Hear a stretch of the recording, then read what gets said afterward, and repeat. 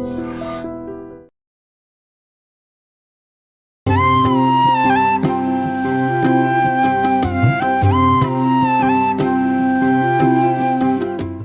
అమ్మా. నమస్తే అమ్మా. అమ్మ, కృష్ణుడు మాటకారి, చమత్కారి. అవునమ్మా. అసలు తల్లిని కూడా మైమర్పించేలా మాట్లాడతాడు. అవును. అసలు అలా ఆలోచించి ఏమన్నాడు ఆలోచించేలోపు అటు నుంచి అంతే జారుకుంటాడు. కదా. అలాంటి కొన్ని ఇన్సిడెంట్స్, తల్లిని ఆట పట్టించే ఇన్సిడెంట్స్ ఏవైనా? అబ్బా, ఏం అనుభవించిందమ్మా యశోద. ఉమ్, తలుచుకుంటేనే ఆనందంగా ఉంటుంది. అవి చదివి లేక విన్నట్టయితే ఏ స్త్రీ అయినా ఉమ్, నేను యశోదనైతే ఎంత బాగుండేదో అని అనిపించకుండా ఉండదు. మరే. అమ్మా, తల్లిని ఎంత ఆట పట్టించాడమ్మా, ఉమ్, మామూలుగా కాదు. ఉమ్, ఈవిడ తెల్లబోతూనే ఉంటుంది పాపం ఎప్పటికప్పుడు. మరే. అట్లాంటి వాటిల్లో ఒకటి అన్నం పెట్టేటప్పుడు చేసేటటువంటి కథ. ఉమ్, ఒకటా రెండా? ఉమ్, బయట ఎన్ని చేసినా అన్నం దగ్గరికి వచ్చేప్పటికి అమ్మ దగ్గర పేచీనే వస్తుంది ఎట్లాంటి పిల్లల కన్నా. మరే. కృష్ణుడు కూడా తప్పలేదు. కృష్ణుడికి కూడా అదే పద్ధతి. యశోదకి తప్పలేదు. తప్పలేదు. ఉమ్, అదే పద్ధతి. పెరుగన్నం తినమంటే పెరుగన్నం తినను అని పేచీ పెడుతున్నట్ట. ఎందుకు? ఎందుకంటే నా తినుంటాడు కదమ్మా, బయట బోళ్ళు పెరుగు తినుంటాడుగా. వెన్న దొంగ. అంత ఆయనకి ఇష్టం కదా, పైగా ఇష్టం కదా ఆయనకి. అన్ని చోట్ల తినే ఉంటాడు. అంటే నాకేం లేదు, నేను ఎక్కువ తినలేను, నాకు చిన్న బొజ్జ, ఎక్కువ తినలేను అని తల్లి దగ్గర చూపించుకోవాలి కదా. మరే. అందుకని తినను అన్నట్ట. అన్నం తింటే జుట్టు బాగా పెరుగుతుంది అందిట ఆవిడ. ఉమ్, పెరుగన్నం తింటే. ఉమ్, అయితే పెట్టమన్నాడు. పాపం పెట్టింది. 2 ముద్దలు తిన్నాక ఇట్లా చూసి ఎంత పెరిగిందా, పెరగలేదే అన్నట్ట. అంటే ఇట్లా నోట్లో అన్నం పెరుగు ముద్ద పెట్టగానే ఇక్కడ జుట్టు పెరిగిపోయిందా. మరే. ఈ రోజుల్లో పిల్లలకి అదే కదా. అదే. మనం వాళ్ళ పేచీ పెడుతూ ఉంటే మనం అదే చెప్తాం, వాళ్ళకి ఏది ఇష్టం ఉంటే అదని చెప్తాం. ఉమ్, ఏది నీకు మ్యాథమెటిక్స్ బాగా వస్తాయి తెలుసా, బెండకాయ కూర తింటే మరే. అని చెప్తాం. ఉమ్, నిజం కూడా. నిజం కూడా. ఆ. ఉమ్, అంచేత నాకు లెక్కల్లో మంచి మార్కులు లేదు, రోజు బెండకాయ కూర తిను లేదా పొట్లకాయ కూర తిను, లెక్కలు బాగా వస్తాయి అని చెప్తామే అట్లా. ఉమ్, మరి వాడికి జుట్టు జురపాల మీద ఇష్టం మోజు ఉన్నట్టుంది. ఉందో. ఉమ్, అందువల్ల జుట్టు బాగా పెరుగుతుంది అంటే వెంటనే 2 ముద్దలు తిని ఏది పెరగలేదు అన్నట్టు. ఉమ్, అంటే తల్లిని నువ్వు చెప్పింది నిజంగా సుమా అని చెప్పడం అదే. ఇది. అలాగే ఇంకొకటి, నువ్వు అన్నం తినకపోతే బూచాడు వస్తాడు. ఉమ్, బూచాడు వస్తే వాడు తీసుకెళ్ళిపోతాడు, వాడి బుట్టలో జోలలో వేసుకుని తీసుకెళ్ళిపోతాడు అందుట. ఉమ్, అమ్మ అమ్మ నాకు భయం వేస్తుంది, బూచాడికి ఇవ్వకమ్మా అని ఏడిచట్ట. ఉమ్, అంటే అంతటి వాడు తల్లి దగ్గర ఎన్ని వగలిపోయాడు. మరే. బూచాడు వచ్చాడని భయంట ఈ పిల్లాడికి, ఉమ్, బూచాడికి ఇచ్చేస్తానని భయంట. మరే. ఆ మాట అనేటప్పటికి పాపం ఏ తల్లి అయినా ఏడిస్తే పిల్లాడిని ఏం చేస్తుందండి, వెంటనే అక్కుని చేర్చుకుని మా నాయనే నిన్ను నేను బూచాడికి ఇవ్వనమ్మా. నమ్మేసింది. నమ్మదా మరి యశోద. అందుకే అన్ని రకాలుగా యశోద నమ్ముతుంది గనకే, అమాయకురాలు గనకే అంత ఆనందం పొందడానికి వీలైంది. మరే. నమ్మనిదైతే నీ మాటకి మాట చెప్పేదైతే ఈయనంత చమత్కారాలు చేయడం మరో రకంగా ఉండేది. ఉమ్, యశోదకు ఆనందం కలిగించడం కోసమే వచ్చాడు ఈయనకి. నేను ఎప్పుడు చెప్తూ ఉంటా, ఉమ్, యశోదానందవర్ధనుడు యశోదకి ఆనందాన్ని పెంపొందింపజేయడానికి వచ్చినటువంటి వాడు. ఉమ్, అటువంటి యశోదకి ఆయన ఆనందం కలిగించాలంటే ఇట్లాంటి వేషాలు లేకపోతే ఎట్లా కుదురుతుంది. మరే. అందుకని గట్టిగా మా నాయనే నువ్వు అట్లా ఏం చేయొద్దు, ఏం లేదు బూచాడికి ఇవ్వనులే నాయన అని గట్టిగా కౌలించుకుందట. ఉమ్, మరి అయితే కథ చెప్పు అన్నట్ట. ఉమ్, కథ చెప్పు అంటే మరి కథ చెప్పాలంటే కథలు పగలు చెప్పరు, ఉమ్, పట్టపగలు కథలు చెప్తే పట్నాలు తగలబడతాయి. కథ ఉందమ్మా, సామెత ఉందమ్మా, ఆహా, పగటిపూట కథలు చెప్పకూడదని. ఓహో. అంటే కథలు నిద్రపోవడానికి చెప్తారు, పగటిపూట చెప్పడం దేనికి, రాత్రిపూట చెప్పి పడుకోబెట్టచ్చను, ఏదో కారణం. ఉమ్, మొత్తానికి ఈ సామెత లోకంలో అలవాటు ఉంది. కాకుండా వాళ్ళకి అలవాటు అయిపోతే మళ్ళీ పడుకోరని చెప్పేసి. అది అందుకని ఇప్పుడు కథ విన్నాడు అంటే పడుకోవాలి అని ఒక లెక్క పెట్టడానికి. మరే. అట్లా పట్టపగలు కథలు చెప్పకూడదు నాన్న, రాత్రి చెప్పాలి. రాత్రి అంటే ఏమిటి అని అడిగాడు. ఉమ్, అంటే చీకటి అయిపోతుంది అని. ఉమ్, అంతే కదా మనకి అంతే లెక్క. కదా. ఉమ్. అని కళ్ళు మూసుకుని అదిగో అంతా చీకటి ఏం కనపట్టాలి ఇప్పుడు కథ చెప్పన్నట్టు. యశోద ఏం చేస్తుందమ్మా, ఏం చేస్తుంది? అయ్యో అనుకుంటుంది.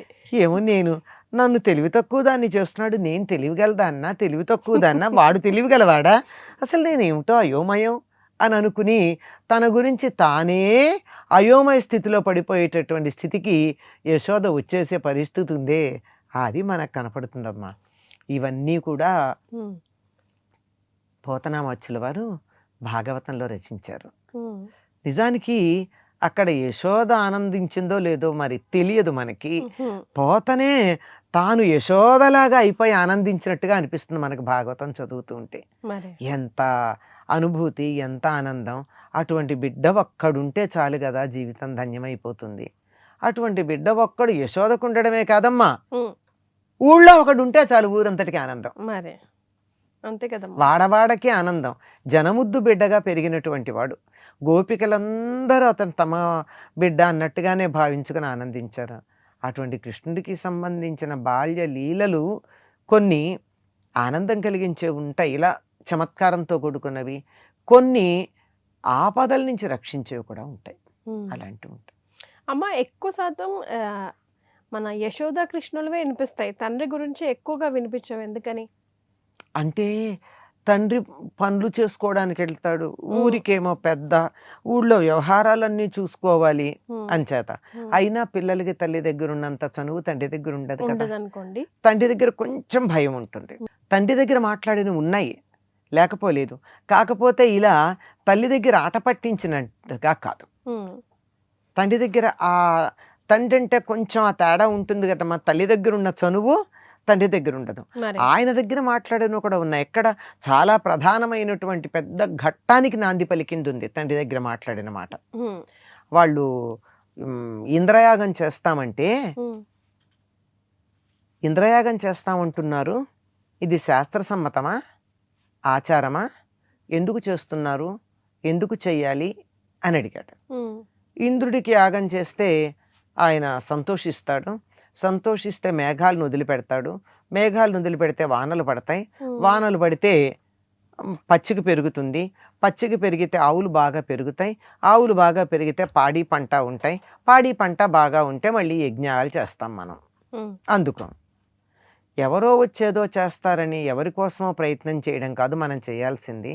మనుషులకు అసలు కర్మమే జీవులకు దైవము. మనం చేసే పనే దేవుడు మనకి. మన పని మనం చేసుకోవాలి కానీ ఎవరి మీద ఆధారపడకూడదు. మనం ఇంద్రయాగం ఏం చెయ్యక్కర్లేదు. ఇంద్రుడెవరు వానలు పడ్డానికి కారణం? ఉమ్, మనం చేసేటటువంటి పనుల వల్ల కదా రావాలి. మనమంతా మనకి వాన పడాలంటే ఏముండాలి? మేఘాలు అడ్డుకోవడానికి పర్వతాలు ఉండాలి. కనుక మనం గోవర్ధన పర్వతానికి పూజ చేద్దాం తెచ్చిన వస్తువులతో అని చెప్పి ఇంద్రయాగం ఆపించడానికి మాట్లాడాడు.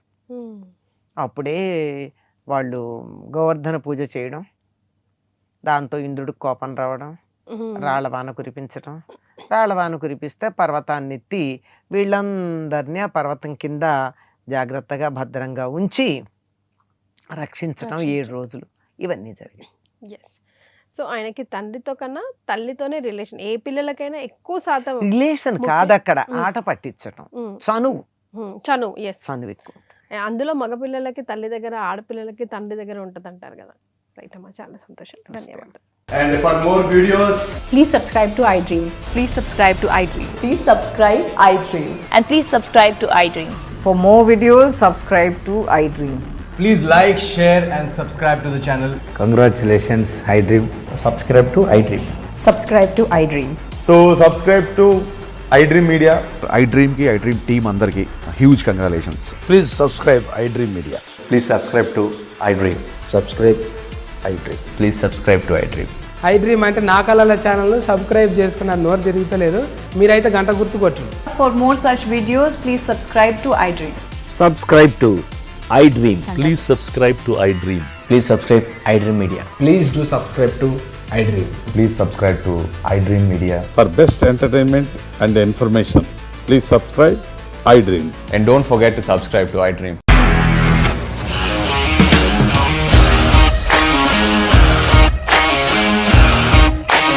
ఇండస్ట్రీలో కమిట్మెంట్ ఇష్యూస్ వస్తే నీకు కూడా వచ్చినట్టు. మార్నింగ్ తీసుకెళ్ళాలంటే కొట్టి పడేస్తాడు.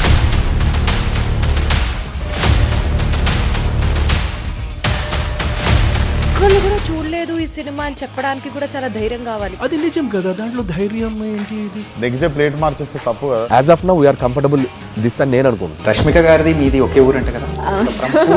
నీకు కోపం వచ్చిందంటే బాగా తిట్టేత్తరా? తిట్టేద్దామండి. నిజంగా గేమ్ ని ఎలా చేంజ్ చేయగలిగారు? ఏపీఎస్ఎఫ్సి వాళ్ళకి 6 నెలల్లో నేను 6 లక్షలు కట్టా. బిజినెస్ చేయాలనుకుంటే it is as difficult as riding a tiger.